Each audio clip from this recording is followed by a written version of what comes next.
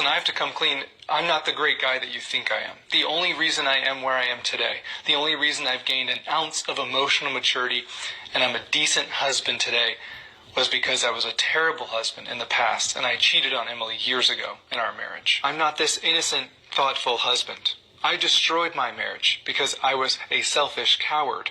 Any positives that come from my videos was first because of a huge negative when I chose to sexually betray her earlier in our marriage. And I don't want anyone thinking that I think I'm holier than thou or that I think I'm better than you.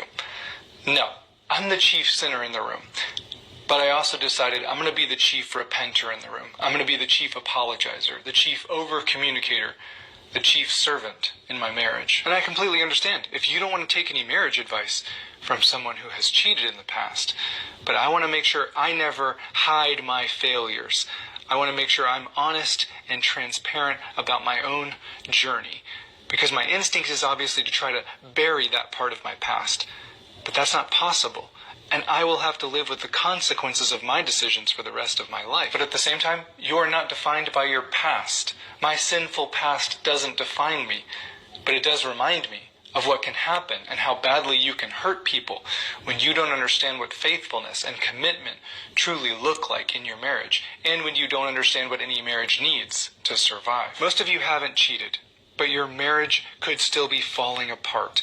Because the goal isn't simply not to cheat or not to get divorced. Only achieving those goals doesn't lead to mutual fulfillment or intimacy or emotional safety. No, those things require something from you, like consideration and humility and intentionality and vulnerability and respect and empathy and healthy conflict resolution.